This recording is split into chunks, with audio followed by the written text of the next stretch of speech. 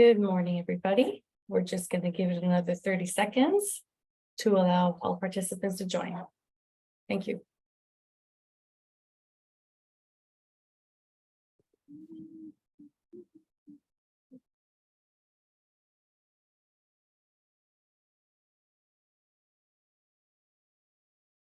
Okay, so we're going to begin with our session. Good morning, good afternoon, and good evening to everyone. My name is Leanne Bettial. I am Supervisor of Agent Relations in the International Department here at Canadore College. Also joining me are Sonia Takar, who is our Regional Manager located in New Delhi, India, as well as Sylvie Burns, our International Admissions Officer, who is, they're both here to help us with some of your queries that you might have. So please, I encourage you to put your queries in the Q&A section of the webinar, please. Chat is okay, but it's better in the Q&A so that everyone can see the responses. Now, this session is being recorded, and we will have it posted to our agent relations section of our international microsite within the next week. Okay, so some of the contents we'll discuss today are the geographical incentives, diversification, IELTS requirements, tips for successful applications, reasons for study permit refusals, student residence, program highlights, processes and best practices, student and agent resource, and rules of engagement. So we're going to begin with the geographical incentives. So Canadore College is really focused on diversifying our international student population. And as part of this initiative, Canadore does offer an automatic geographical incentive to these students that originate from these countries that are listed here on this slide. Now, I won't go through them, but you can see that this is definitely a bonus for students that are coming from these countries. And as long as these students are registered with Canadore College, within the first 10 days, they will be eligible. So those are some of the criteria. So just to mention a few, Africa, Bangladesh, Bhutan, Central and South America, Philippines, Pakistan, Sri Lanka, Vietnam. So you'll see all of these awards are split between 2 semesters, as long as they are registered full-time. If you have further questions about that, please reach out to us. Leanne, just sorry to interrupt here. It seems like there's some technical difficulties. One is saying that they can't hear anything, and another one is saying the slides are not advancing for them. So I'm just wondering. Oh, okay. If we might be able to just quickly pause and just see if it starts working for them. Thank you. Okay, so I'll stop sharing for a second and I'll try again. They can hear my voice. If somebody from the participants can confirm. Okay, so I'm going to stop sharing and I'm going to start again. Thank you, Sylvie. Yeah, no problem. I didn't know if it was an individual issue or if it was others having the same problem. Okay, well, maybe we'll put that question out. I'm going to go jump to the geographical incentive slides that we were discussing. Can some of the participants confirm if they can see the slide, please? Yes, thank you. And you can hear, perfect. Okay. There we go. Some may have technical difficulties from their end. I see most of them can see. Okay, so I'm going to just continue on with the next slide. Now we're going to discuss the IELTS requirements. So again, Canadore does offer, actually we're one of the lowest as compared to some of the other college institutions in Ontario. For high demand programs, you will see here that the requirements are 6.5 with no band less than 6. For aviation programs and graduate certificate programs, it's 6, the band, as well as certificate and diploma program are 5.5, no less than 5. Now, we also try to encourage agents and staff to really aim to make sure that students do have a higher points, because it's only going to help with their success here. Now you'll see also that we do offer these other tests, and Duolingo is another one that we are still accepting, I believe. Correct, Sylvie? the Duolingo test? Yes, okay, thank you. Okay, on to the next. So this slide will speak to some tips to offer you in order to have successful applications. So applications to Canada or college are submitted completely through the OCAS system. That is the platform that we use for all applications. And some of the documents that are required are listed here, such as the study plan, the content of the plan, and financial support. So I'm going to expand a little bit on this. So in order to be eligible to apply for a study permit, a prospective student must obtain the letter of acceptance from Canada or college. And they have to prove that the student has significant financial support to cover their first year of tuition, as well as living expenses and return transportation to his or her home country. Students have to have a clean record. Applicants with a criminal background who pose a risk to Canadian security may be refused. So IRCC may request an applicant to supply a police clearance certificate. Again, this is just to give you the most information in order that the students, when they come here, there's no stress or there's reduced stress. The more they have, the better. They have to be in good health. IRCC may request that an applicant complete a medical examination as well. And they have to satisfy to immigration officers that they will leave Canada at the end of the stay authorized by the study permit. So students should apply for a study permit as soon as they receive their letter of offer their letter of acceptance from Canada or college, as student permits processing times may vary, as you may know, depending what country the student is applying from. I'm going to speak here about the SDS. So that's a student direct stream. Now, the student direct stream is a program designed to make applying for a Canadian study permit faster and more efficient for some international students. So you'll see here the following countries that qualify for the SDS. I won't name them all, but you can see here. Okay. This is a very important slide. Again, just going back to why maybe IRCC may refuse a study permit. Some here are listed students' ability to financially support themselves.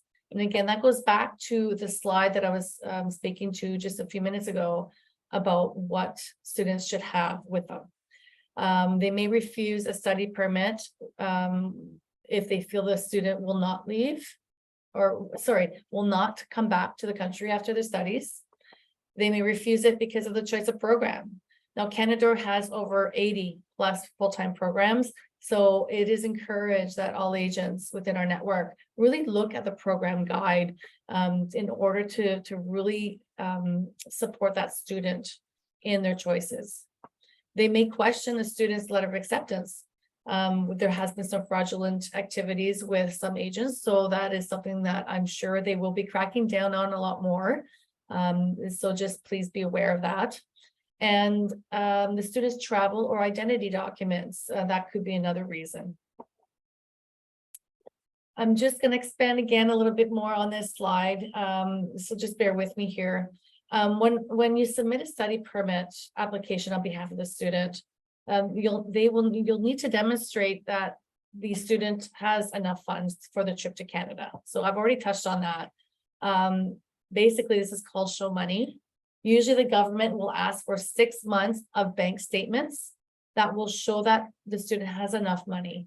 If the government doesn't believe that the student has enough money to support at the end of the stay, they may not be accepted, or they may not have an approved study permit. Basically, study permit is a temporary visa, which means that it has a validity period and expiration date. So if your student permit application, they will need to convince the visa officer that they will leave the country. Again, this is just for the study permit. Okay, so I'm just gonna move on to the next slide here. A little more fun stuff.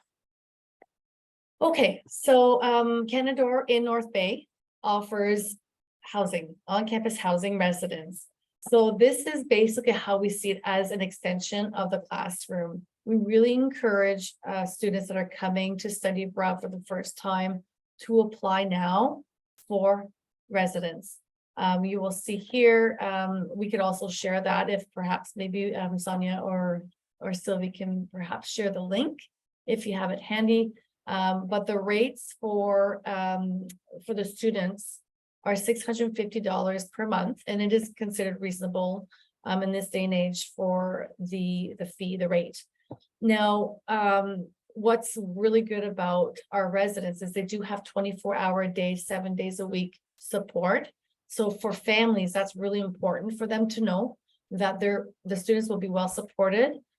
Regardless, whether it's holidays, whether it's in the middle of the night, anytime they will be supported. Now, housing is also, as you will see here, offered for families. So say if one of the family members is going to be studying with us and brings their family, we also have units, family units. So again, please, and try to encourage those students to apply. Okay. So this is just showing you our beautiful campuses. So right here, this is our aviation campus located at the North Bay Airport. And of course, that's most of our, actually it's all of our aviation programs. And then the main campus where I am located, as well as Sylvie, that's where you will find a number of different programs and labs such as practical nursing, dental hygiene, environmental technician. There's so many of them. I did mention nursing. But anyway, again, lots of programs to offer. We also have our Commerce Court campus. We offer the trades and technology programs. And then we also have our West Parry Sound campus, and that's located approximately 2 hours from the city of Toronto. I also wanted to mention that North Bay is located approximately 3.5 hours north of the city of Toronto. We recognize that there may be some family members that reside in the GTA, which is Greater Toronto Area. And we recognize that, it's important for family time. So it is within reach. So for those that are looking to explore Canadore, that's another bonus there. Now, I'd like to take this opportunity to mention that Canadore is considered a medium-sized college, and we do have smaller class sizes, which for the students' experience, they will experience high quality or high qualified faculty that have the ability to assist students one-on-one in making sure they achieve their goals and objectives to be successful. We are definitely confident that the students' experience will have long-lasting positive outcomes. We're going to spend a bit of time now on the program highlights. That's something, of course, we can't cover all 80 plus, but it'll show you at a quick glance what programs we have here. And so we've got the aviation, we've got construction project management, post-production, dental hygiene, as I mentioned, culinary arts, nursing, and so on. Okay. So the International Nursing License Preparation Program, this just rolled out about 1.5 years ago. And this program is intended for internationally educated nurses who have an international Bachelor of Science or bachelor degree within their home country that are seeking the opportunity to further prepare to apply to the College of Nurses of Ontario for regulatory licensing. So this is mostly geared for individuals who are looking for permanent residency, especially if they want to practice nursing in Ontario. The students' learning outcomes are also on our website. I'm not going to go through them all today, but if you're looking for additional information, you can certainly go on our website or reach out to any one of us, and we'll be able to provide you with a link. Some of the placement opportunities I'd like to mention, though, with most of our programs, we do have placement opportunities. And within the International Nursing License Preparation Program, they may be assigned to a long-term care home, community health agencies, public health agencies, and acute care agencies. We do have a flyer for this, so we can certainly share this after. Okay, so behavioral science technician and technology program, it's a 2 or 3 year program. So this this program will provide students with real world experiences through multiple work placements in the clinical setting. The specialized program will train students to work with children, youth, and adults with autism spectrum disorder or other developmental disabilities and acquired brain injury. So graduates of this program will work in diverse situations within the community, clinical, school, residential, and hospital setting. Okay, so entrepreneurship management. This program will provide the students with the tools to become their own boss and to turn their ideas into their thriving businesses. So they will learn to develop and explore opportunities in a variety of industries in this 1 year program. Students will learn to develop comprehensive business plans, strategies, and execute effective marketing plans, and how to use market research to optimize the operation of a small business. They will gain the skills to be successful in a business or entrepreneurial setting. These programs here that I'm mentioning are relatively new, and that's why we want to make sure that we highlight them here today, so that again you can think about assisting the students depending on what their career goals are. Okay, enterprise analysis and research. This program is basically data analytics. So students will learn to use ways to manipulate data in different sectors, such as marketing, law, community and social services, etc. So students will gain the skills required to interpret the data and predictive models to successfully give direction to both the private and government organizations. Some of the job opportunities in this program for a graduate are like cybersecurity, artificial intelligence, and so much more. Moving on to the mechanical technician machinist program located at our Commerce Court campus. This program will teach students to produce custom parts for any type of vehicle or machinery. So this is a 1 year or 8 month, 42-week program, or 28, but for international students, it would be the 42-week program.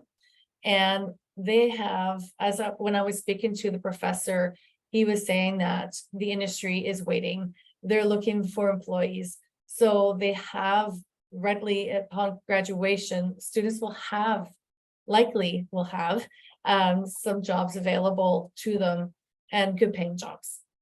Students will be taught by industry trained faculty. And these are people that have been in the industry, and they will work in that 8,000 square foot lab, as you can see here. They will receive training on manual machines as well as automated computer numerical control machining equipment. That's a mouthful.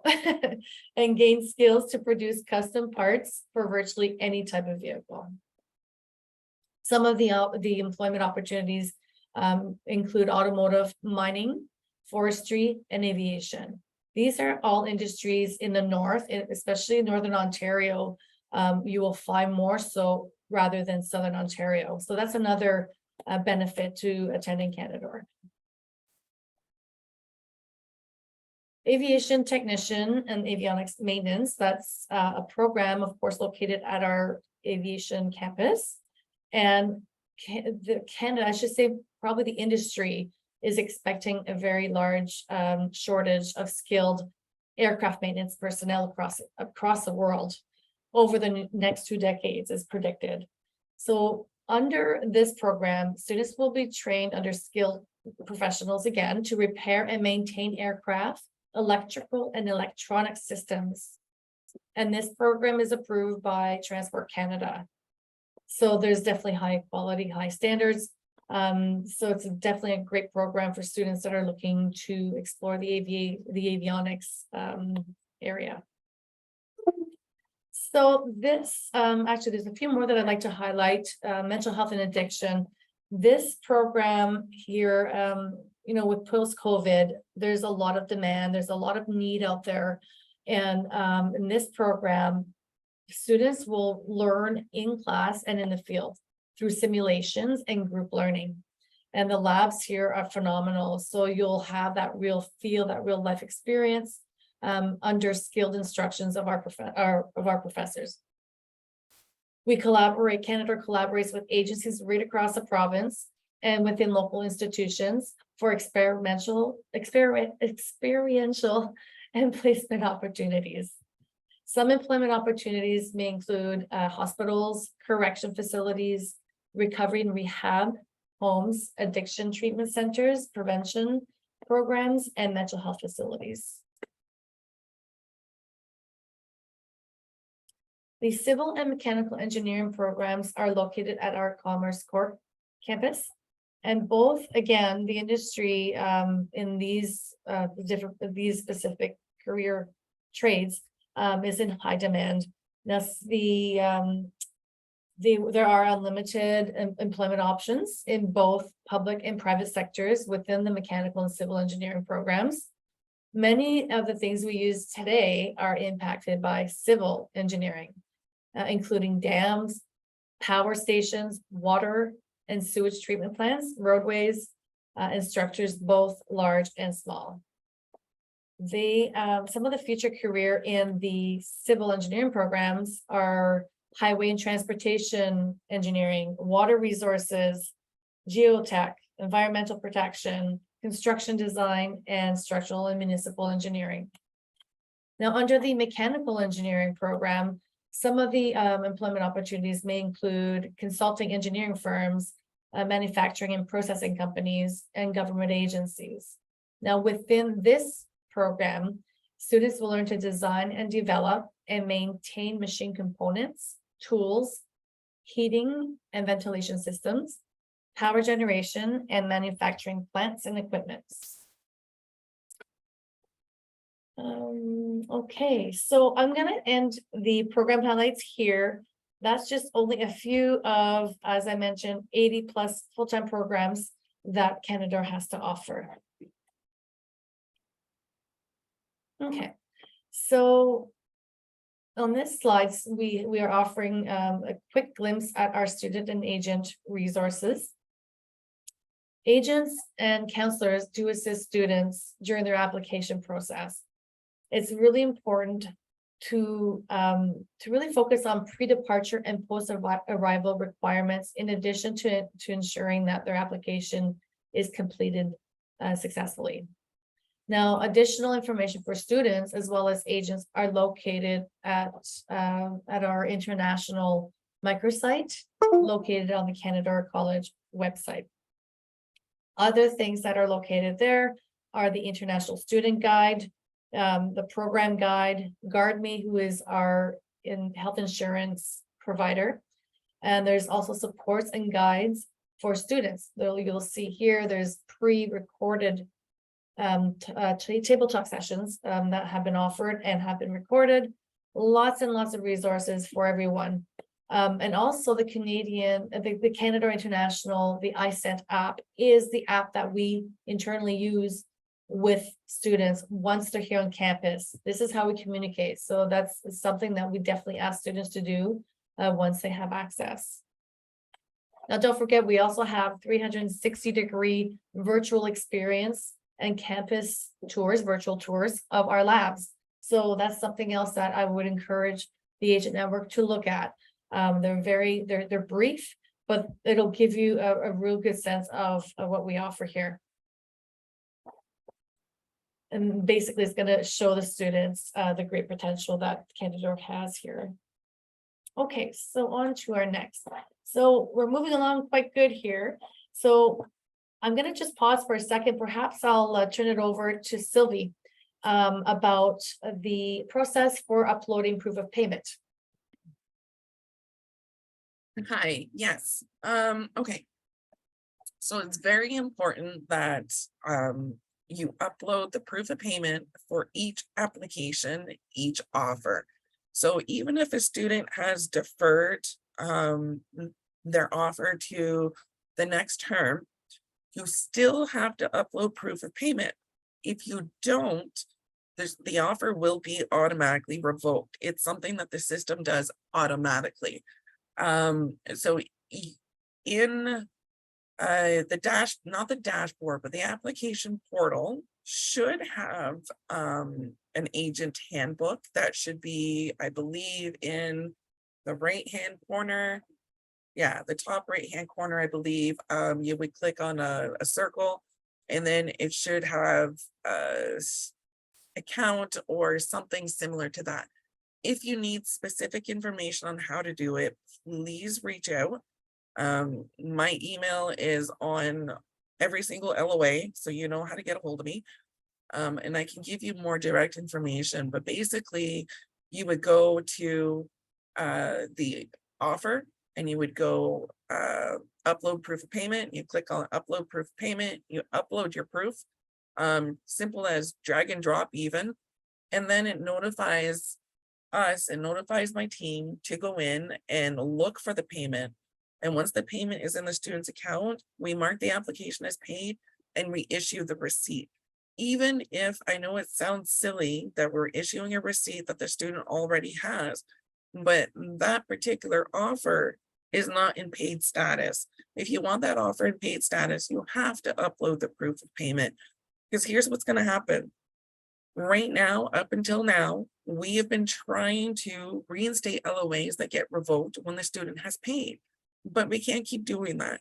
It's the resources, the manpower that's required to do it is ridiculous. So, I mean, we're not just talking a handful, we're talking hundreds of applications that get revoked. And what's going to happen is the students are going to lose their seat.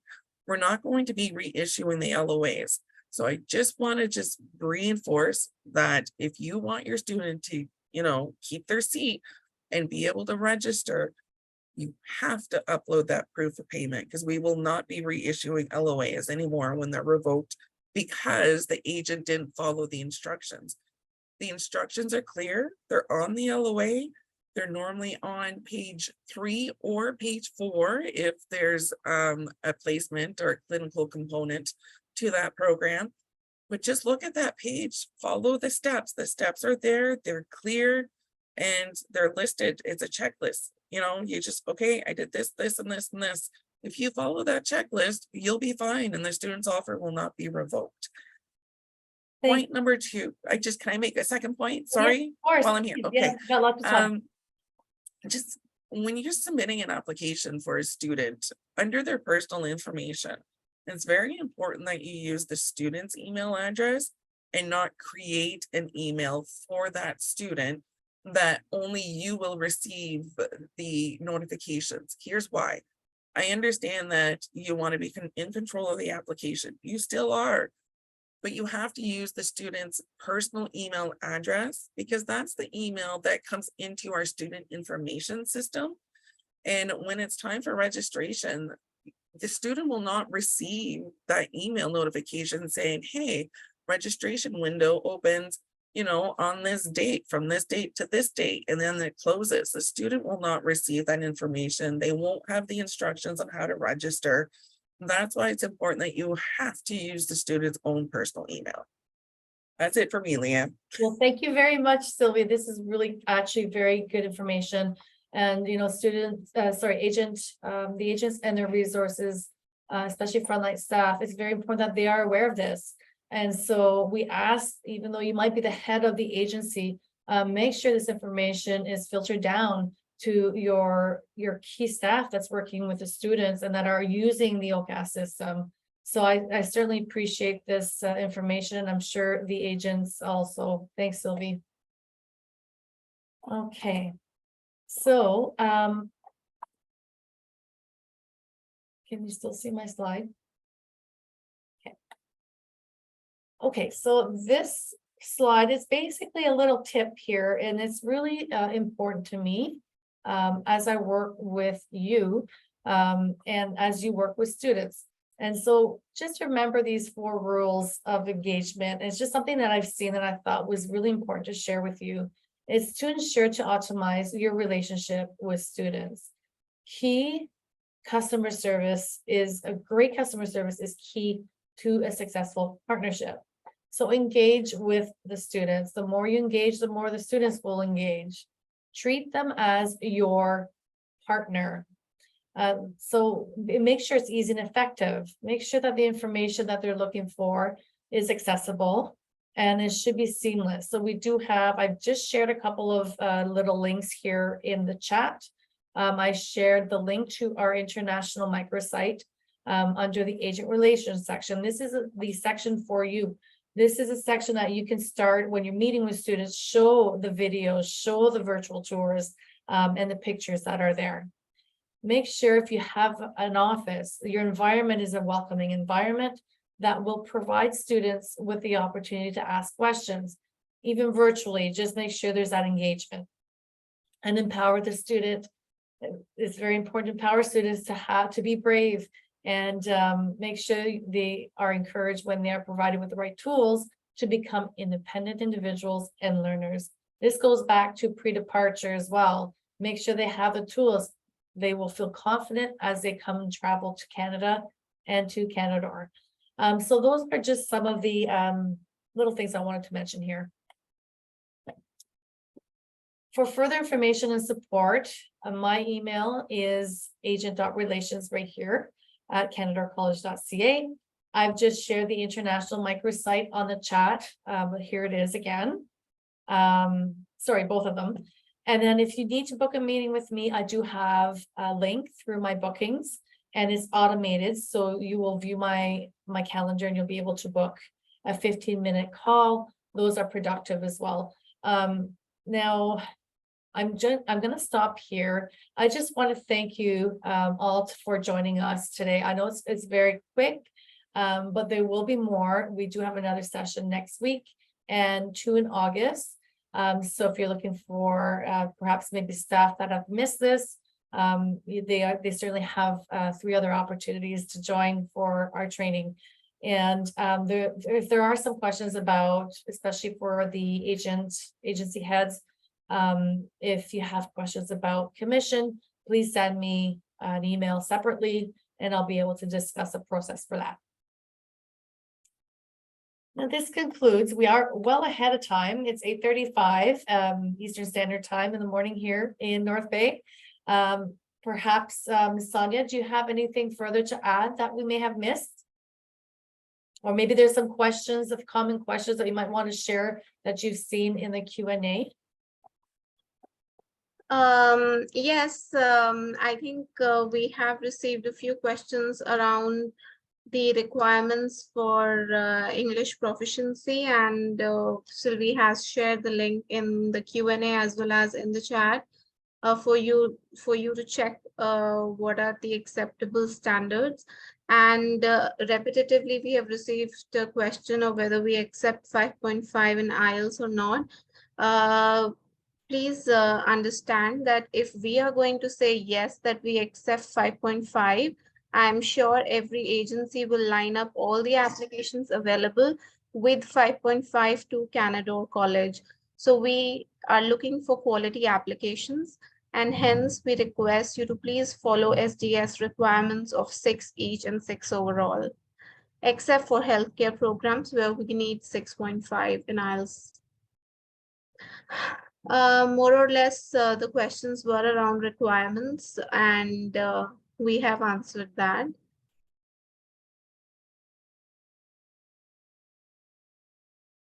We do not do campus change, so please note that we are not going to look into campus change requests. And actually, it's worth mentioning the deferral dates. So yeah, the last date to defer is Deadline, yeah.